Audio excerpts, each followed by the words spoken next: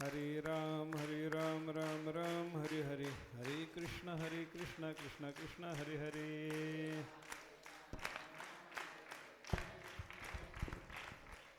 पुंडलिक वरदा हरि विठ्ठल श्री ज्ञानदेव तुकाराम सद्गुरु गुंडा महाराज की जय. सद्गुरु हरि महाराज की जय.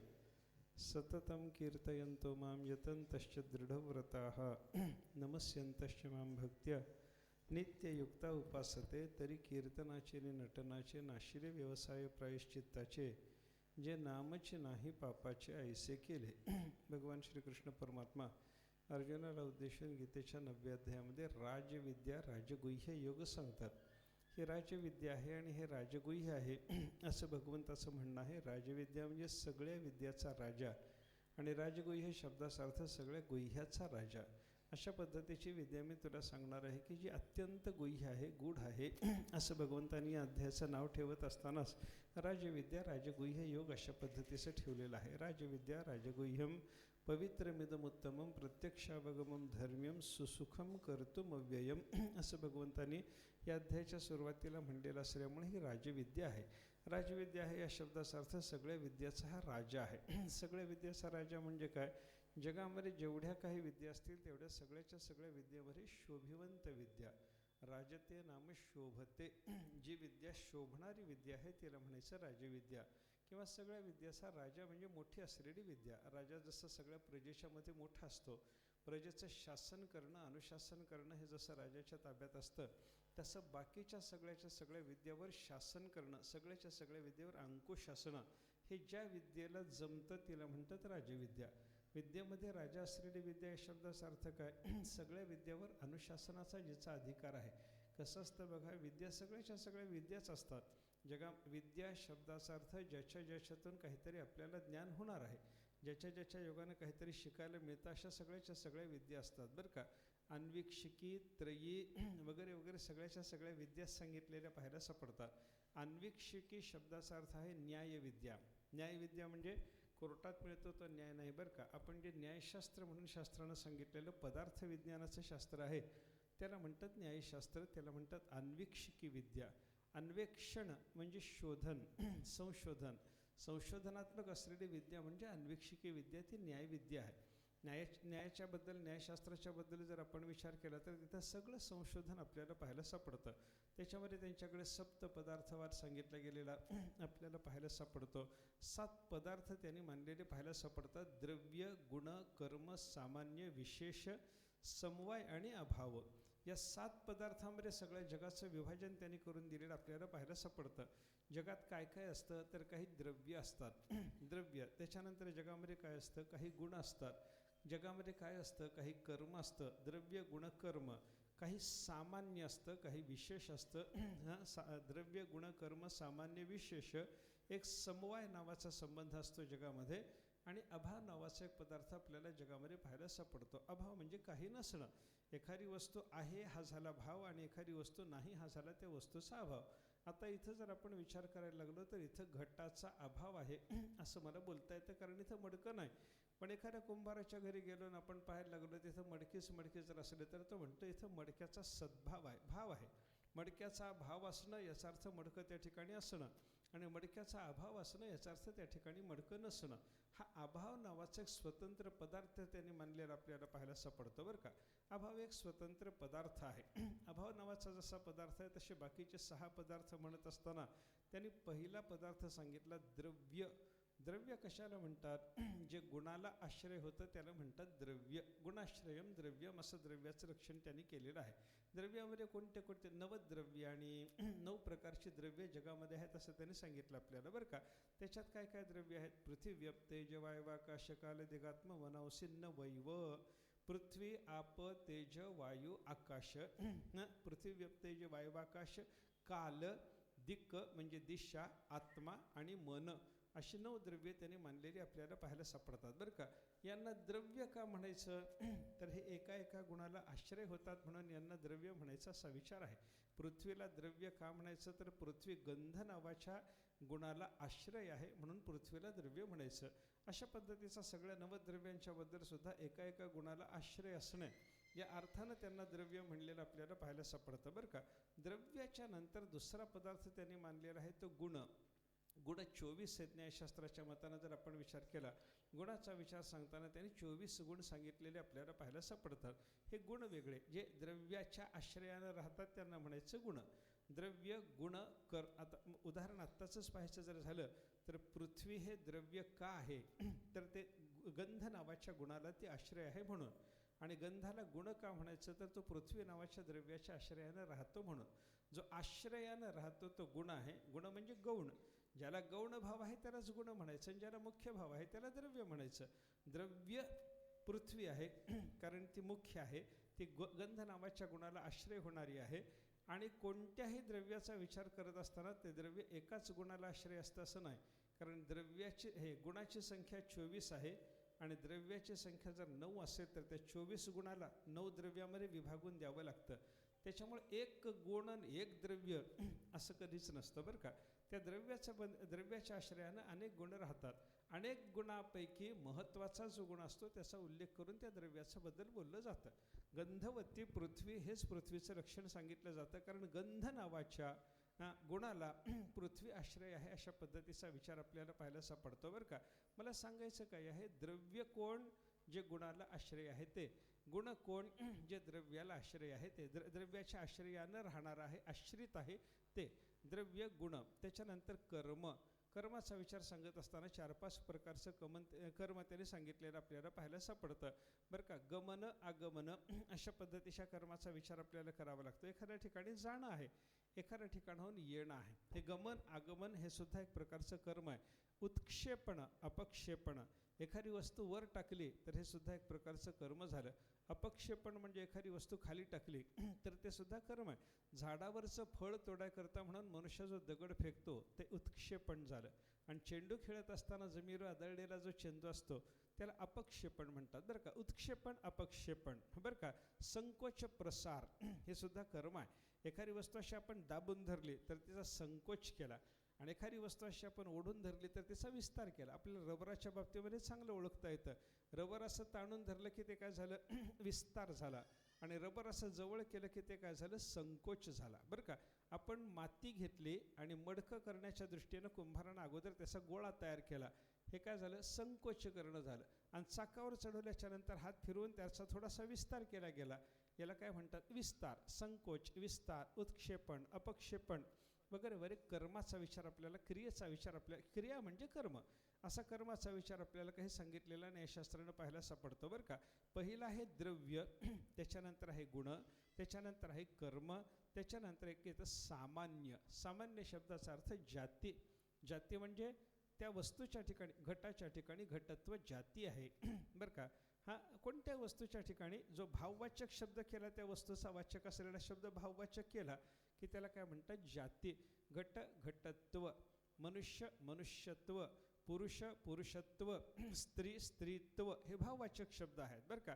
त्या वस्तूच्या ठिकाणी असणारा भाव व्यक्त करण्याकरता त्व प्रत्यय लावला किंवा पणा शब्द लावला. मनुष्य मनुष्यपणा, मनुष्य मनुष्यत्व, मनुष्य मनुष्यता, काही म्हणा तुम्ही, त्याला पणा लावा, त्व लावा, ता लावा, काहीही शब्द जरी आपल्याला त्याच्याकरता लावला, जोडून आपल्याला पाहायला सापडला की त्याच्यातून भाव व्यक्त होतो.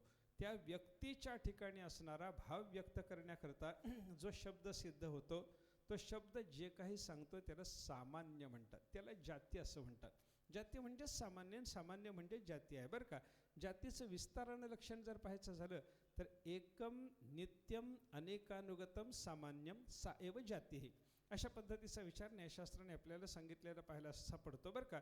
जाती कशी असते, एकच असते, एकम. अजून कसं असतं सामान्य, नित्यम, ते नित्य, अनित्य नाही, अनेकानुगतम, आणि अनेकामध्ये ते राहणार आहे, अशा पद्धतीचं सामान्याचं लक्षण सांगितलं. जे एक आहे पहिली गोष्ट, जे नित्य आहे दुसरी गोष्ट, जे अनेकानुगत आहे तिसरी गोष्ट, त्यालाच म्हणायचं सामान्य. आपण बघा, घटाच्या ठिकाणी राहणाऱ्या घटत्वाचा विचार करा. घटत्व, घट 100 असतील, आपल्यासमोर मांडलेले घट जर असतील तर ते त्यांची संख्या किती सांगता येते, 100. पण त्या 100ही घटाच्या ठिकाणी असणारं घटत्व जर आपण पाहायला लागलो तर ते एकच असतं. 100 माणसं बसू द्या इथं, 1000 माणसं बसू द्या आणि लाख माणसं बसू द्या, त्या लाखही माणसाच्या ठिकाणी असणारं मनुष्यत्व किती आहे? एकच आहे, एकम. आणि ते कसं आहे? नित्य. माणसं मरणारी असतील पण मनुष्यत्व मरत नाही, मडकी फुटणारी असतील पण घटत्व फुटत नाही, अशा पद्धतीचा विचार असल्यामुळे त्याला नित्य म्हणलं. हां, जाती सामान्य कसं असतं तर ते एक असतं, ते नित्य असतं आणि अनेकानुगत असतं, अनेकामध्ये अनुगत असतं. जसा 108 आपल्या माळेमध्ये आपण जर विचार करायला लागलो तर दोरा सगळ्या मण्यामध्ये आहे की नाही, तसं जेवढी माणसं असतील तेवढ्यांमध्ये मनुष्यत्व असतं, जेवढे घट असतील तेवढ्यांमध्ये घटत्व असतं. म्हणजे काय झालं? सामान्य जे असतं ते अनेकात अनुगत असतं, अनेकामध्ये आलेलं असतं, असं त्याच्याबद्दलचा विचार सांगितलेला आहे बरं का. म्हणून जे एक आहे आणि नित्य आहे आणि अनेकानुगत आहे त्यालाच म्हणतात सामान्य किंवा जाती. असा एक पदार्थ, जाती नावाचा, सामान्य नावाचा एक पदार्थ न्यायशास्त्राने मानलेला आपल्याला पाहायला सापडतो बरं का. काय काय झालं? द्रव्य, गुण, कर्म, सामान्य. सामान्याच्या नंतर एक विशेष, प्रत्येकाच्या बाबतीमध्ये एक विशेष असतो काही ना काहीतरी बरं का. आपल्या विशेष म्हणजे काय? या पदार्थापेक्षा तो पदार्थ वेगळा आहे हे लक्षात येण्याकरता त्या पदार्थाच्या ठिकाणी काहीतरी वेगळे पण आपल्याला सांगावं लागतं. आता बघा, पृथ्वी, आप, तेज, वायू आणि आकाश, पंचमहाभूत म्हणतो ना आपण. याच्यापैकी कोणत्याही भूताला महाभूतच म्हणतात ना. पृथ्वी ही महाभूतच आहे, जलही महाभूतच आहे, तेजही महाभूतच आहे. हे सगळ्यांच्या ठिकाणी असणारा महाभूत शब्द कसा झाला? सामान्य झाला. सगळ्यांना सामान्य रीतीनं महाभूत म्हणता येतं, पण त्याचा एक वेगळा विशेष काहीतरी असतो. पृथ्वी म्हणली गंधयुक्त असणार, जल म्हणलं प्रवाहयुक्त असणार, तेज म्हणलं उष्मायुक्त असणार, वायू म्हणलं की तो प्रवाही असणार, वगैरे वगैरे. हे त्या प्रत्येकाचे. अंतरिक्ष म्हणलं की त्याच्या ठिकाणी काहीही नसणार, वगैरे वगैरे. अशा पद्धतीचा जो वेगळा वेगळा विशेषाचा भाग पाहायला सापडतो की नाही, जे सर्वात येतं पण सर्वात आल्याच्या नंतर याचा काहीतरी एक वेगळा विशेष असतो.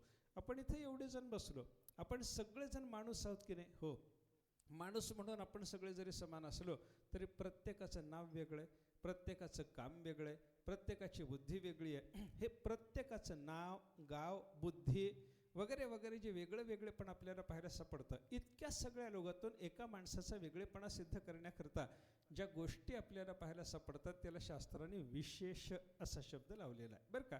हां, हे विशेष वेगळा, विशेष एक पदार्थ झाला स्वतंत्र त्यांच्या दृष्टीनं बरं का. द्रव्य, गुण, कर्म, सामान्य, विशेष. एक समवाय असतो.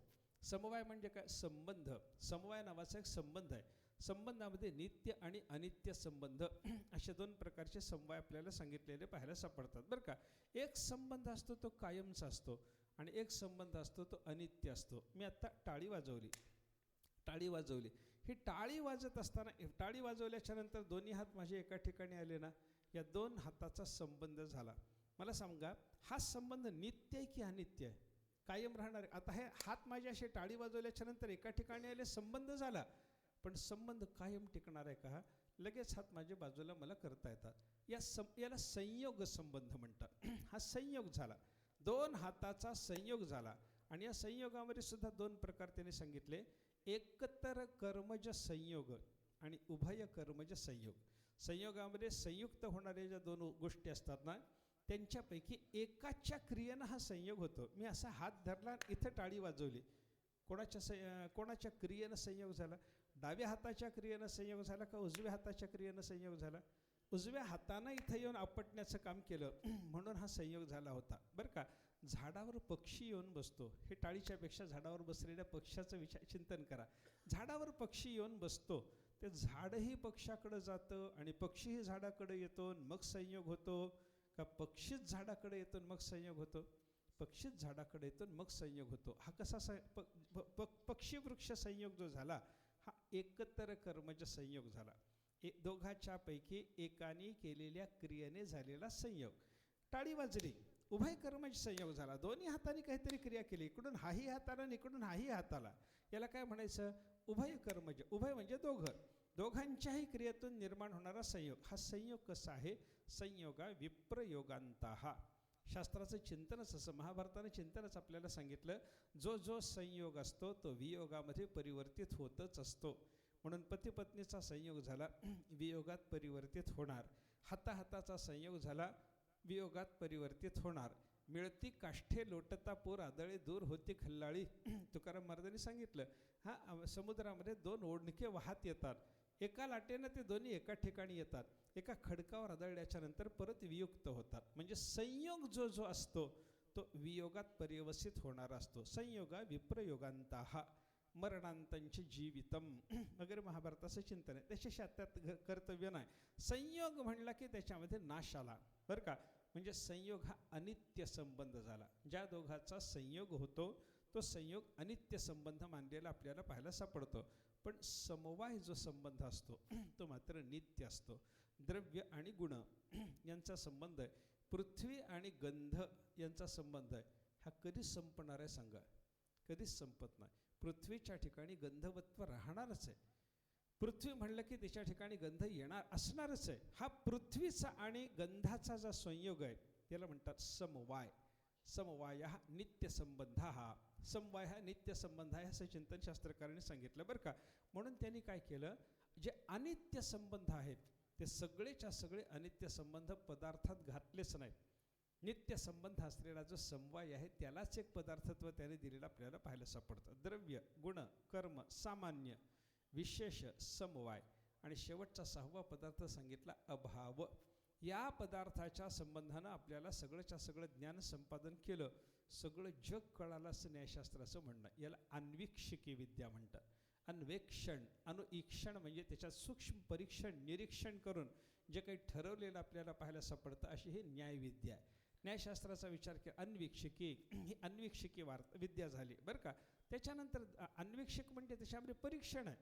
म्हणून न्यायशास्त्राचा तर्कसंग्रहासारखा ग्रंथ जर आपण पाहिला तर त्याच्यामध्ये 3 विभाग आपल्याला पाहायला सापडतात आणि 3 विभागातच सगळ्या न्यायशास्त्राचं चिंतन करावं लागतं. पहिला त्यांचा ग्रंथाचा विभाग असतो त्याला ते उद्देश ग्रंथ म्हणतात, उद्देश ग्रंथ. दुसरा विभाग असतो त्याला लक्षण ग्रंथ म्हणतात आणि तिसरा ग्रंथ असतो त्याला परीक्षा ग्रंथ म्हणतात, परीक्षा ग्रंथ. उद्देश ग्रंथ म्हणजे काय? नामना पदार्थ कथनम उद्देशः, पदार्थाचं नाव सांगणे याला उद्देश म्हणतात. 7 पदार्थाचा विचार सांगत असताना द्रव्य, गुण, कर्म, सामान्य, विशेष, समवाया, भावा, सप्त पदार्था नुसते नावं सांगितले. द्रव्याची नावं सांगत असताना पृथिव्यप्ते जवायवाकाश काल दिगात्म मनवसी नवैव नुसते नावं सांगितले. नावानी पदार्थाचं कथन करणं याला उद्देश ग्रंथ म्हणतात. 7 पदार्थ, त्या 7 पदार्थापैकी द्रव्यामध्ये 9 प्रकार, कर्मामध्ये 5 प्रकार, गुणामध्ये 24 प्रकार. हे सगळं नावानं सांगायचं नुसतं. आणि नावानं सांगणं झाल्याच्या नंतर ग्रंथाचा दुसरा भाग येतो त्याला ते लक्षण ग्रंथ म्हणतात. लक्षण म्हणजे त्याचं लक्षण सांगायचं म्हणजे त्याच्या ठिकाणी असणारे एक असामान्य गुण सांगायचा, असामान्य लक्षण सांगायचं बरं का. जे लक्षण शब्दाचाच अर्थ असा आहे की बाबा त्याच्यात अतिव्याप्ती नको, अव्याप्ती नको, असंभव नावाचा दोष नको, अशा पद्धतीचा असाधारण धर्म वस्तूच्या ठिकाणी असणारं सांगणं याला म्हणतात लक्षण सांगणं. हा लक्षण ग्रंथ असतो. पृथ्वीचं लक्षण करायचं, दुसरीकडे जाऊन उपयोग नाही. जे लक्षण सांगायचं असतं कसं असतं, लक्षणामध्ये 2-3 प्रकारचे दोष येण्याची शक्यता आहे. पहिला दोष असंभव. असंभव म्हणजे केले लक्षण ज्याचं करायला लागला त्याच्या ठिकाणी जातच नाही, जातच नाही, असा असंभव दोष बरं का. गाईचं लक्षण करायचं झालं, गाय कशाला म्हणतात? जिच्या ठिकाणी गोत्व आहे. गोत्व कशाला म्हणतात? गोत्व कुठं राहतं असं जर कोणी विचारलं तर त्याच्याकरता एकानं लक्षण सांगितलं, ज्या प्राण्याच्या पायाला एकच खूर असतं त्याला गाय म्हणा. बरोबर आहे का हे लक्षण? एक खूर असतं का 2? गायीच्या पायाच्या खुराचा विचार केला, 2 फाकडे असतात खुराच्या तिच्या. एक खूर कोणाला? गाढवाला आहे. एक खूर कोणाला आहे? घोड्याला आहे. एक शफवत्वम गोत्वम, एक खूर असणे, हे गोत्वाचं जर लक्षण केलं तर ते असंभव दोषग्रस्त झालं. ज्याचं लक्षण करायचं त्याच्या ठिकाणी गेलंच ना, याला असंभव दोष म्हणतात. असंभव दोषाच्या नंतर एक लक्षण असं असतं ते अतिव्याप्त असतं. अतिव्याप्त, अतिव्याप्त म्हणजे ज्याचं लक्षण करायला लागलं त्याच्याही ठिकाणी जातं आणि ज्याचं लक्षण करायचं नाही त्याच्याही ठिकाणी ते लक्षण जातं. उदाहरणार्थ आता गाईचं लक्षण करायचं आपल्याला, एकशफवत्वम कसं झालं? असंभव दोषाचं झालं. अतिव्याप्तीचं उदाहरण द्यायचं, शृंगित्वम गोत्वम, ज्या प्राण्याला शिंग असतात त्याला गाय म्हणा. असं जर म्हणलं तर शिंग गाईलाच असतात का? म्हशीलाही असतात, हरिणालाही असतात. म्हणजे अतिव्याप्त झालं. अनेकाच्या ठिकाणी हे लक्षण जायला लागलं, त्या वस्तूच्या ठिकाणी तरी जातं आहे शृंगीत्व गायीच्या ठिकाणीही आहे.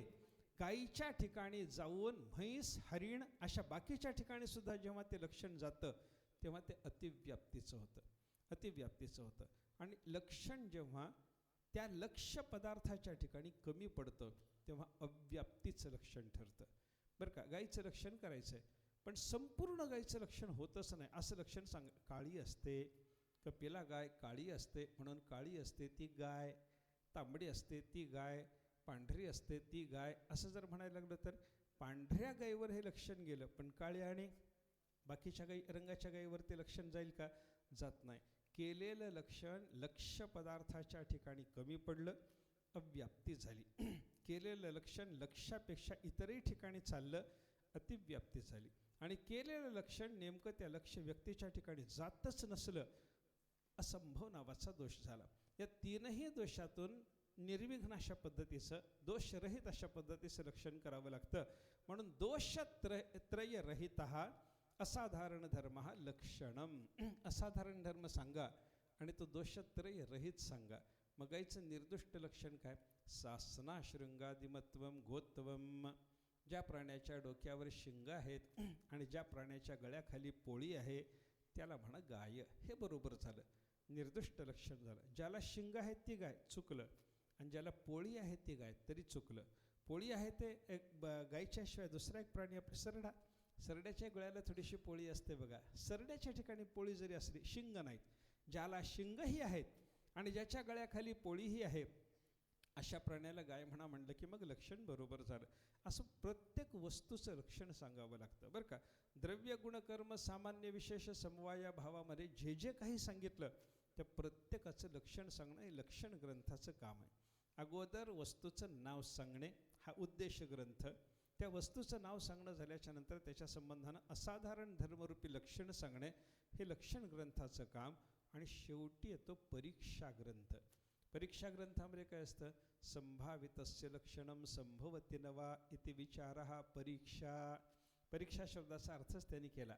आपण जे आत्ता लक्षण केलंय ते लक्षण बरोबर आहे की नाही याचा बारकाईनं अभ्यास करणं याला म्हणतात परीक्षा. असं सगळंच्या सगळं सूक्ष्म निरीक्षणात्मक काम ह्या न्यायशास्त्रामध्ये न्यायविद्येमध्ये असल्यामुळं न्यायविद्येला अन्वीक्षिकी विद्या म्हणतात. अनुईक्षण ज्याच्यामध्ये आहे, अगदी सूक्ष्म सूक्ष्म वीक्षण ज्याच्यामध्ये आहे त्याला म्हणायचं अन्वीक्षिकी विद्या. ही एक विद्या झाली. मला काय सांगायचं होतं, गीतेमध्ये सांगितलेल्या विद्येला, विशेषतः 9व्या अध्यायामध्ये आलेल्या विद्येला भगवंतांनी राजविद्या का म्हणलं? सगळ्या विद्यांचाही राजा का म्हणलं? त्याच्याकरता मला हे बोलावं लागतं, हे लक्षात घ्या. पहिला विद्येचा प्रकार झाला अन्वीक्षिकी बरं का. दुसरी विद्या त्रयी. त्रयी म्हणजे वेदविद्या. वेदविद्या म्हणजे वेदाचा अभ्यास करणं. वेदाचा अभ्यास म्हणजे काय? वेद शिकणं. वेद शिकणं म्हणजे काय? वेदाच्याबद्दल आपण अध्ययन करणं, अध्यापन करणं, स्वाध्याय करणं, प्रवचन करणं, एवढं सगळंच्या सगळं वेदाच्या अभ्यासामध्ये येतं. वेदाचा अभ्यास करणे याचा अर्थ काय? वेद सगळा पाठ केला पाहिजे. वेद सगळा पाठ करणं म्हणजे कसं? संहिता अगदी गुरुच्या मुखातून घेऊन जशीच्या तशी पाठ करणं. त्याच्यामध्ये काना, मात्रा, इकार, उकार, ऱ्हस्व, दीर्घ, त्याच्यानंतर उच्चारामध्ये असलेले स्वर, या सगळ्याचा विचार जसाच्या तसा म्हणावा लागतो, तर ते वेद शिकणं झालं बरं का. पहिल्यांदा वेद शिकणं. वेद शिकणं म्हणजे वेदाची संहिता शिकणं. संहिता शिकल्याच्या नंतर वेदाचा पदपाठ शिकणं. पदपाठाच्या नंतर क्रमपाठ शिकणं. आणि हे संहिता पदक्रम हा प्रकृतीचा विचार झाल्याच्या नंतर त्याच्यानंतर पुढं जटा, माला, शिखा, रेखा, ध्वज, दंड, रथ, घन या सगळ्याच्या सगळ्या वेदाच्या बाबतीतल्या विकृतीचा विचार शिकावा लागतो. विकृती म्हणजे मागं पुढं असं म्हणत जाणं याला विकृती म्हणतात. सरळ क्रमानं म्हणणं ही प्रकृती आहे आणि क्रम बदलून म्हणणं याला विकृती म्हणतात. मी समजा असं म्हणायला लागलो 1 2 2 3 3 4 4 5 5 6 प्रकृतीच झाली. 1 2 3 4 5 प्रकृतीच झाली. 1 2 2 3 प्रकृतीच झाली. 1 2 3 2 3 4 3 4 5 4 5 6 असं जरी म्हणलं प्रकृतीच झाली बरं का. हे सगळे प्रकार कशाचे? संहिता पदक्रमाचे प्रकार असे असतात. आणि त्याच्यानंतर मी म्हणायला लागलो 1 2 2 1 म्हणजे क्रम बदलला. त्या क्रमानं चालणं झालं नाही. 1 2 2-3 म्हणलं तरी आपण सरळ क्रमानंच चाललो होतो. पण 1-2, 2-1, 1-2-3, 3-2-1 असं जर मी म्हणायला लागलो तर हे क्रम बदलणं झालं. क्रम बदललं की त्याला म्हणतात विकृती. अशा विकृती वेदाच्या बाबतीमध्ये 8 सांगितलेल्या पाहायला सापडतात. मी कशा करता बोलतो हे संहिता पद क्रम प्रकृती पाठ करणं, त्याच्यानंतर सगळ्याच्या सगळ्या क्रमाचा बदल करून शिकलेल्या त्या विकृती पाठ करणं, याला म्हणतात वेदाचं शब्दरक्षण. वेदाचा अभ्यास करण्याकरता काय काय करावं लागतं? शब्दरक्षण. दुसरा प्रकार असतो अर्थरक्षण. अर्थरक्षण म्हणजे त्या शब्दाचा अर्थ काय होतं ते आपल्याला विचारात घ्यावं. शब्द तोच असला तरी अर्थ एखाद्या वेळेला बदलतो. वेदाच्या बाबतीत तरी असं आहे, वेदाचा स्वर बदलला की त्याचा अर्थ बदलतो बरं का. मंत्रो ही न स्वरतो वर्णतो वा, बरं का. स्वरतः वर्णतः त्याच्यामध्ये बदल झाला की मंत्राचा अर्थ बदलतो. यथेंद्र शत्रू स्वरतो पराधात. त्या वृत्रासुराचा जन्म जो झाला त्याच्याबद्दलची भागवतात जी कथा येते त्याच्यात असं येतं की तो विश्वरूप ब्राह्मण त्याला मारलं. इंद्राने मारल्याच्या नंतर त्या विश्वरूपाचा बाप होता त्वष्टा. त्वष्ट्यानं विचार केला, माझ्या पोराला इंद्राने गुरु म्हणून नेलं आणि त्याला मारून टाकलं, तेव्हा इंद्राला नष्ट करणारा मला मुलगा पाहिजे. आता इंद्राला नष्ट करणारा मुलगा पाहिजे म्हणून त्यानं यज्ञाला सुरुवात केली. अभिचार कर्म करायचं आणि त्याच्यातून असा इंद्राला मारणारा मुलगा निर्माण करायचा असं त्यानं ठरवलेलं होतं. त्यानं मग यज्ञालाच प्रारंभ केला. यज्ञात त्याला इंद्रशत्रुर्विवर्धस्व, इंद्राचा शत्रू माझ्या ठिकाणी वाढव म्हणजे जन्माला घाल असं त्याला सांगायचं होतं. आमच्या कुळामध्ये अशी एक वाढ झाली पाहिजे की तो निर्माण होणारा मुलगा इंद्राचा शत्रू असला पाहिजे असं त्याला म्हणायचं होतं. पण इंद्रशत्रू शब्द उच्चारत असताना त्याच्याकडून स्वराचा बदल झाला. फक्त स्वर बदलला. स्वर बदलल्यानं काय झालं? इंद्रशत्रुर्विवर्धस्वा असं म्हणायचं होतं, पण इंद्रशत्रुर्विवर्धस्वा असा स्वर दिला गेला. बदल झाला की नाही? इंद्रशत्रुर्विवर्धस्वा हे म्हणणं वेगळं आणि इंद्रशत्रुर्विवर्धस्वा हे म्हणणं वेगळं.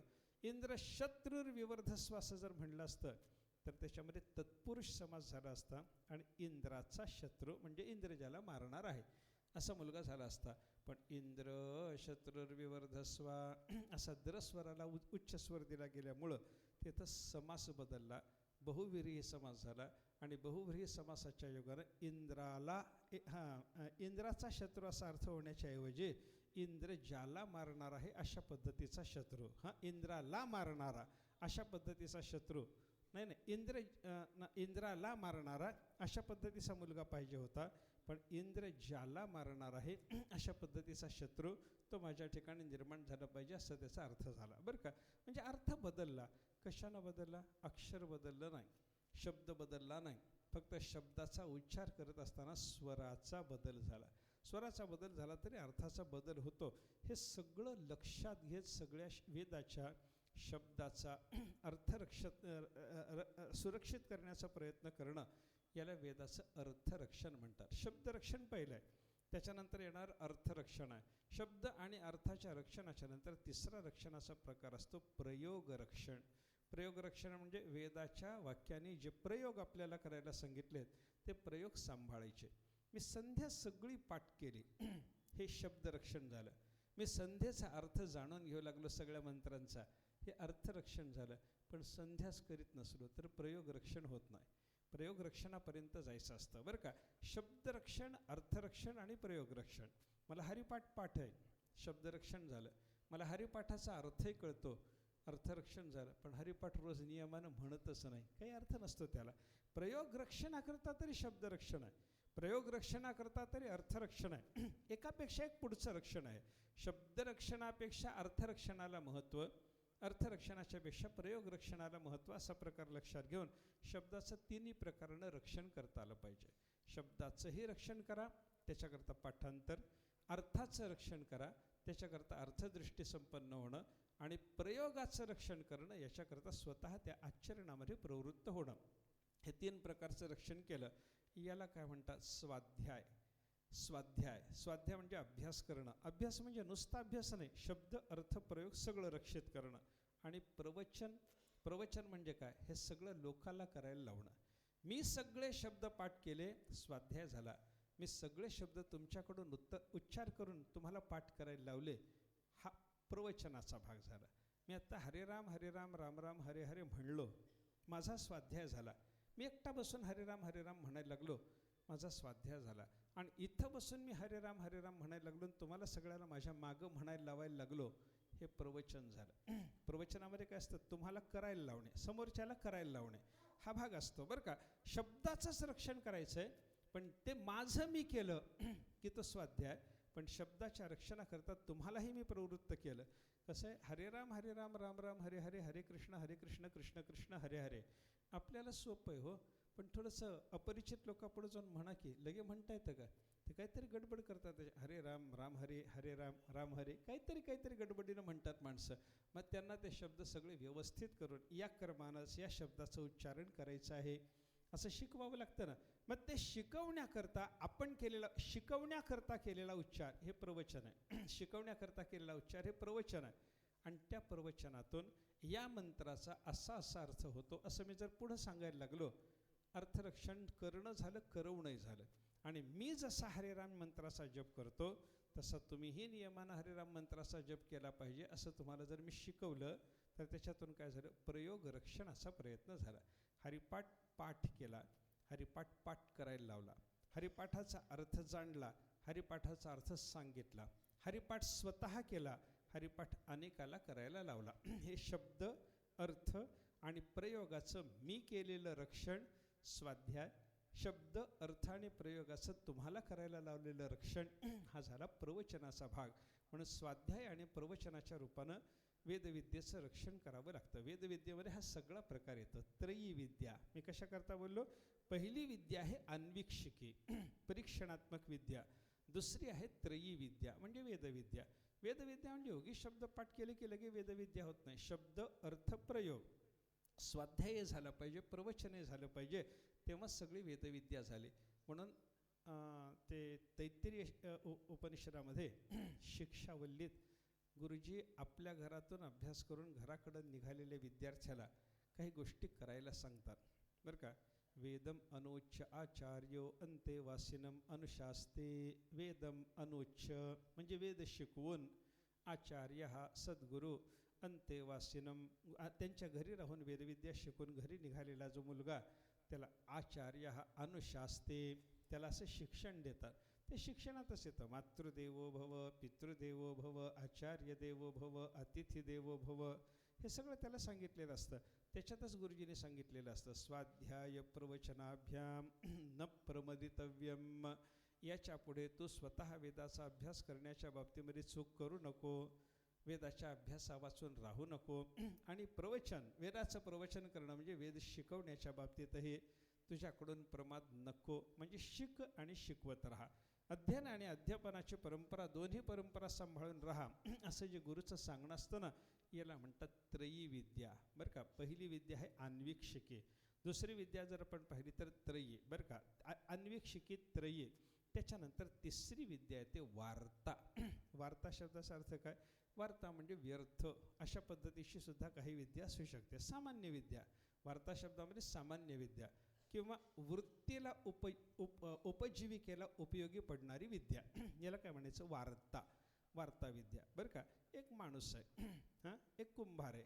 त्या कुंभाराच्याकडे समजा कुंभार जर हरिपाठ म्हणत असला तर ती वार्ता विद्या नाही. हरिपाठ त्याला आला पण ती वार्ता विद्या नाही, पोट भरायची विद्या नाही ती. अन्वीक्षिकी विद्या तो शिकला समजा, ते पोट भरायची विद्या नाही. मग त्याच्याकरता त्यानं कुंभारानं मातीचं मडकं घडवायला शिकणं केलं, ही वार्ता विद्या. वृत्ती चालवणारी विद्या, पोट भरायकरता उपयोगी पडणारी अशी एक लौकिक विद्या माणसाला शिकावीच लागते. आता ते कीर्तन प्रवचन करून हरिपाठ म्हणूनही पोट भरता येतं, तो भाग वेगळा. पण त्याच्याने भरायचं नाही हे गृहीत धरून ती विद्या वेगळी ठरवली आणि मग ही विद्या वेगळी ठरवली. वृत्तीसाठी उपयोगी पडणारी विद्या, तिला म्हणतात वार्ता. अन्वीक्षिकीत ती प्रत्येकाच्याकरता वेगळी वेगळी आहे. माळी असला त्यानं फुलाच्या संबंधानं माळा वगैरे करणं, कुंभार असला त्यानं मडकी वगैरे करणं, ब्राह्मण असला त्यानं मंत्रोच्चार वगैरे करणं, क्षत्रिय असला त्यानं रक्षणात प्रवृत्त राहणं, वैश्य असला त्यानं नीतिमत्तेला धरून व्यवहार करणं, व्यापार करणं, हे सगळ्याच्या सगळे वार्ता. ही सगळी वार्ता वृत्ती आली बरं का. वार्ता नावाची विद्या आली.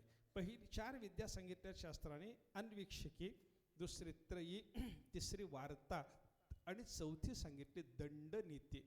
दंडनीती शब्दाचा अर्थ राजकारण. राजकारण ही सुद्धा एक प्रकारची विद्या आहे. दंड कसा करावा राजाच्या करता सांगितलेली ती विद्या आहे. दंडनीती शब्दाचा अर्थ राजाकरता उपयोगी विद्या. राजाने शिक्षा करणे ह्याला दंड करणे म्हणतात.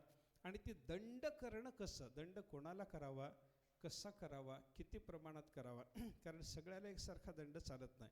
एक गोष्ट सांगतात, एका राजाच्याकडे एकदा 3-4 माणसं आली. 3-4 माणसं गुन्हेगार म्हणून त्याच्या समोर उभी केली गेली. राजाने त्या चौघांना विचारलं, काय यांचा गुन्हा विचारलं. त्यांना गुन्हेगार म्हणून समोर आणल्याच्या नंतर सेवकांना विचारलं, यांना काय काय गुन्ह्याने समोर आणलं आहे. सगळ्यांचा गुन्हा एकच आहे म्हणे, सगळ्यांचा गुन्हा एकच आहे. राजाच्या समोर एक माणूस आला. राजाने त्याला नमस्कार केला. आपल्याला हे शोभत नाही बरं, या आपण. एवढंच त्याला सांगितलं. काय, त्याचा गुन्हा बाकीच्या लोकांसारखाच होता. आपल्याला हे शोभत नाही बरं, या आपण. एवढं सांगितलं, त्याला बाजूला केलं. दुसरा माणूस समोर झाल्याबरोबर राजा म्हणा, हे काय मूर्खासारखं वागणं आहे, हां जनावरासारखं निवड वागलात तुम्ही, हे शोभत नाही आपल्याला, हा बाजूला. त्यालाही बाजूला केलं. तिसरा माणूस आल्याच्या नंतर राजाने सांगितलं, याला 50 फटके मारा. शिक्षा काय बदलायला लागली, गुन्हा काय एकच आहे. ज्याचा गुन्हा होता त्या पहिल्या माणसाला सांगितलं, आपल्याला हे शोभत नाही, हात जोडायचे. दुसऱ्याला मात्र सांगितलं की बाबा हे तर मूर्खासारखं वागणं झालं, आपल्याला शोभत नाही, असं वागू नये. तिसऱ्याला 50 फटके. आणि चौथ्याला सांगितलं, काळं लावा याच्या तोंडाला, गाढवावरून या मूर्खाची धिंड काढा. त्याला गाढवावरून मिरवायला लावलं. राजाला जवळ बसलेल्या माणसानं विचारलं, साहेब, राजेसाहेब, गुन्हा सगळ्याचा एकच आणि शिक्षा मात्र वेगळी वेगळी का. ते म्हणले, त्यांच्या निर्लज्जपणा किती कमी जास्त याच्यावरती शिक्षा ठरली म्हणले ते. हां, पहिल्या माणसाला जाऊन बघा आणि शेवटच्या माणसाला बघा. याने विचार केला, पहिला माणूस ज्याला आपल्याला हे शोभत नाही, आपण असं वागू नये, असं म्हणून राजाने ज्याला नमस्कार केला होता की नाही, तो गेला लगेच घर सोडून प्रयागला जाऊन त्यानं देहत्यागाचाच निर्णय घेतला. हे त्याच्या बाबतीत झालेला परिणाम. दुसरा, हे मूर्खपणाचं वागणं आहे, असं तुम्ही वागायला नको होतं. एवढं राजा ज्याला बोलला होता तो घरात गेला, खाली मान घालून जो बसला, दिवसभर रडत राहिला. तिसरा जो होता, ज्याला 50 फटक्याची शिक्षा झाली होती, तो 3-4 दिवस नाराज होऊन घरात राहिला, पण कामाला लागला. आणि चौथा, गाढवावर बसून ज्याला काळं लावून फिरवणं चालू होतं, त्याला फिरवणं चालू असताना ते डबडे बिबडे वाजत होते. त्याच्या घराजवळून मिरवणूक जाताना त्याची बायको गर्दीतून काय चाललंय म्हणून बघायला आली. तर हा बायकोला सांगतो, घरी लवकरच येणार आहे, पाणी गरम कर, हे धुवायला लागणार आहे म्हणे गरम पाणी. आता त्याला किती जरी शिक्षा केली, गाढवावर जरी बसवलं, तरी त्याला काही परिणामच होत नाही. हे शिक्षा करत असताना, हे कशाकरता उदाहरण सांगायला लागलो, शिक्षा करत असताना त्याच्या मनोवृत्तीला धरून त्याचा तो गुन्हा, एकच गुन्हा जरी सगळ्यांच्याकडून घडलेला असला तरी सर्वांच्याकरता मनोवृत्तीनुसारही विचार असतो, वयोमान परत्वे विचार असतो. सगळा विचार, देश काळ परिस्थितीचा विचार करून शासन करावं लागतं. हा सगळा विचार करून राजाने दंड करणे. दंडनीतीमध्ये मग करग्रहण वगैरे वगैरे सगळंच येतं. राजाच्या करता जे जे करणं असतं ते सगळं दंडनीतीमध्ये येतं. त्याचा एक अभ्यास करावा लागतो, त्याला दंडनीती विद्या म्हणतात. अन्वीक्षिकी विद्या, त्रयी विद्या, वार्ता विद्या आणि दंडनीतीची विद्या, या 4 प्रकारच्या विद्या आपल्याला सांगितल्या जातात. पण या 4ही प्रकारच्या विद्यापेक्षा मोठी असलेली आणि 4ही विद्यावर अंकुश ठेवू शकणारी अशी एक विद्या आहे, तिचं नाव आहे अध्यात्मविद्या. म्हणून त्या अध्यात्मविद्येलाच देवाने सर्व विद्यात माझी विभूती म्हणलं. अध्यात्मविद्या विद्यानाम वादः प्रवदतामहम, असं म्हणून 10व्या अध्यायामध्ये सगळ्या विद्यात अध्यात्मविद्या माझी विभूती आहे असं देवाने सांगितलं. ती राजविद्या आहे. अध्यात्मविद्या म्हणजे विद्यांचा राजा. विद्यांचा राजा असं त्या विद्येला का म्हणायचं, एकच कारण, या सगळ्या विद्यावर तिचा अंकुश आहे. अन्वीक्षिकी विद्या शिकायची कशा करता, अध्यात्मविद्या जाण्याकरता. वेदविद्या शिकायची कशा करता, अध्यात्मविद्या जाण्याकरता. वार्ता उपजीविका करून जगायचं कशा करता, अध्यात्मविद्या जाण्याकरता. आणि दंडनीतीसुद्धा राजानं जाणून घ्यायची कशा करता, शेवटी अध्यात्मविद्या जाणून घेण्याकरता. कारण योग्य पद्धतीचा दंड करण्याने राजाकडून धर्म घडतो. धर्म घडला म्हणजे चित्तशुद्धी होते, ती चित्तशुद्धी अध्यात्मविद्या मिळवायला उपयोगी पडते. अशी सगळ्या विद्यावर अंकुश ठेवणारी, सर्व विद्यापेक्षा श्रेष्ठ असणारी, सर्व विद्या प्राप्त करून जी शेवटी अंतत्वगत्वा प्राप्त करून घ्यायची आहे, अशी विद्या म्हणजे राजविद्या.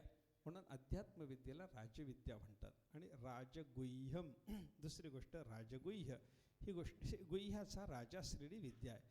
कित्येक गोष्टी गुह्य असतात, गुप्त ठेवायच्या असतात, पण त्या सगळ्या गुप्त ठेवायच्या गोष्टीमध्ये सगळ्यात मोठं जर काही गुप्त असेल, रहस्य असेल, तर ती ही अध्यात्मविद्या आहे. ही गुप्त ठेवायची, कोणालाही द्यायची नसते. भलत्याच्या हातात विद्या हवै ब्राह्मणम आजगाम गोपायमाम शेवधिष्ठेहमस्मी असं एक वेदवाक्य येतं. त्या वेदवाक्यात काय सांगितलं? विद्या ही सज्जनाकडे आली. विद्या हवै ब्राह्मणम आजगाम, विद्या ब्राह्मणाकडे आली. तिथल्या ब्राह्मण शब्दाचा अर्थ जातीनं ब्राह्मण नाही, सज्जन, सज्जनाकडे आली विद्या. आणि काय म्हणते? गोपाय माम, माझं रक्षण कर. शेवधिष्ठेहमस्मी, मी सध्या अडचणीत आहे, माझं रक्षण कर, असं विद्या सज्जनाला म्हणते. हे विद्येचं रक्षण करणं म्हणजे काय? योग्य माणसाच्या हातात देणं आणि अयोग्यापासून गुप्त ठेवणं, याला म्हणतात विद्येचं रक्षण. विद्या दोन्ही पद्धतीनं आहे, देताही येते आणि सांभाळताही येते की नाही. न देता सांभाळावी लागते की नाही, विद्या सांभाळावी लागते. बघा, स्वयंपाक करायला काड्याची पेटी मागायला आला, त्याला द्यावी की नाही? द्यावी. आणि लोकांचं घर जळायचं, मला काड्याची पेटी द्या म्हणून जर आला, तर त्याच्यापासून काडीपेटी लपवून ठेवावी की नाही? लपवूनही ठेवावी. तीच वस्तू द्यावीही लागते, तीच वस्तू सांभाळावीही लागते. तशी अध्यात्मविद्या ही योग्य माणसाला द्यावी लागते, अयोग्यापासून तिचं रक्षण करावं लागतं, सांभाळून ठेवावी लागते. अयोग्याच्या हातात देऊन काही उपयोग नसतो. कित्येक गोष्टी चांगल्या, पण त्या चांगल्या गोष्टी अयोग्य माणसाच्या हातात देऊन चालत नसतं. बघा, नामस्मरण केल्याने महापापाचा नाश होतो. तुका म्हणे महापातकी पतिक्त ऐसियाचे हित हेळा मात्रे, तुकाराम महाराजांनी सांगितलं. महापापाचा नाश होतो. हे कोणाला सांगावं? हे प्रवचनात कीर्तनात येऊन बसलेल्या सज्जनाला सांगावं. दारूच्या अड्ड्यात जाऊन हे सांगतं काय? दारू पिणं महापाप आहे, पण नामस्मरण केलं की महापाप जातं. तो काय करतो? लगेच बाटली तोंडाला लावतो आणि म्हणतो महापाप झालं. लगेच रामराम म्हणतो, महापाप गेलं म्हणतो. दुसऱ्या बाटलीला मी रिकामा झालो म्हणतो तो. आता त्याला म्हणजे तीच गोष्ट सांगावीही लागते आणि तीच गोष्ट जपूनही ठेवावी लागते. ती न सांगता बाजूला ठेवावी लागते. याला म्हणतात गुह्यता. बरं का, ज्ञानेश्वर महाराजांनी काय केलं? प्रगट गुह्य बोले. गुह्य असलेलं ज्ञान सगळ्या जगताला प्रगट करून सांगितलं. सगळ्या जगाला प्रगट करून सांगितलं. पण ज्ञानेश्वरी जे सांगितलेलं आहे ते सगळ्या जगाला कळतं का? सगळ्या जगाच्या करता सांगितलं, हे बरोबर आहे, पण लगेच सगळ्या जगाच्या हातात दिलं का? दिलं नाही ना. नाहीतर मग प्रवचनाला वावच नव्हता ना. सगळ्या जगाला सगळंच कळालं असतं तर प्रवचनकारानं काय करावं मग? म्हणजे काय झालं? ज्ञानेश्वर महाराजांनी सगळ्या जगाकरता दिलं. जसा वेदसुद्धा सगळ्या जगाकरता आला, सगळं शास्त्र सगळ्या जगाकरता आलं, पण सगळ्या जगाकरता आलेलं असताना सुद्धा अधिकाऱ्याच्या हातात द्यावं. गणपती अथर्वशीर्षात येतं की नाही? इदम अथर्वशीर्षम अशिष्याय न देयम. हे अथर्वशीर्ष जो शिष्य भावनेनं तुमच्याकडे येत नाही त्याला देऊ नका. बरं का? मग गीतेमध्ये सुद्धा शेवटी येतं की नाही? कोणाला सांगायचं आहे, कोणाला सांगायचं नाही, हे सगळं भगवंताने सुद्धा आपल्याला सांगितलेलं पाहायला सापडतं. याचा अर्थ काय? हे कोणाच्या हातात द्यावं? तो अधिकारी. आणि हे कोणाच्या हातात देऊ नये? तो अनधिकारी. अनधिकाऱ्याच्या हातात देऊ नका, अधिकाऱ्याच्या हातामध्ये मात्र ही विद्या द्या. असा जो विचार आपल्याला पाहायला सापडतो, याला म्हणतात शास्त्राच्या रक्षणाचा प्रकार. बरं का? हे काय ते शेवटी श्रद्धावान अनसूयश्च शृणुयादपि यो नरः सोपि मुक्त शुभान लोकान प्राप्नुयात पुण्यकर्मणाम. भगवंताने काय सांगितलं? श्रद्धावान अनसूयश्च, असूयारहित असलेला अशा मनुष्यानं हे श्रवण केलं तर त्याला लाभ होणार आहे, असंही देवाने सांगितलं. योग्य असलेल्या व्यक्तीच्या हातात जसं द्यावं तसं अयोग्याच्या हातामध्ये हे ज्ञान द्यायचं नसतं, असाही विचार भगवंतांनी कित्येक ठिकाणी सांगितलेला आपल्याला पाहायला सापडतो. बरं का? म्हणून ज्ञान योग्याच्या हातामध्ये देणं आणि अयोग्याच्या हातामध्ये न देणं, हां, हे काय आहे? शास्त्राच्या रक्षणाचा प्रयत्न करणं आहे. असा रक्षणाचा प्रयत्न झाला पाहिजे. बरं का? मी कशाकरता हे बोलत होतो? विद्या हवै ब्राह्मणम आजगाम गोपायमाम शेवधिष्ठेहमस्मे. माझं रक्षण कर, मी संकटात आहे, असं म्हणून विद्या सज्जनाच्याकडे आल्याच्या नंतर ती देणं, योग्य अधिकारी पाहून देणं आणि अनधिकाऱ्याला न देणं असा प्रकार असतो. हेच गुह्यत्व आहे. गुह्यत्व म्हणजे गुप्त ठेवणं. गुप्त कशाकरता ठेवायचं? अनधिकाऱ्याच्या हातात जाऊ नये म्हणून गुप्त ठेवणं आहे, बरं का. असा गुप्ततेचा विचार आपण लक्षात घेतला पाहिजे, बरं का. म्हणून ही सगळी जी जगातली गुप्त विद्या आहे, ज्या ज्या अनेक गोष्टी गुप्त ठेवायला शास्त्रानं आपल्याला सांगितलेलं आहे. कित्येक मणी गुप्त ठेवायला सांगितले, कित्येक मंत्र गुप्त ठेवायला सांगितले, कित्येक औषधी गुप्त ठेवायला सांगितल्या.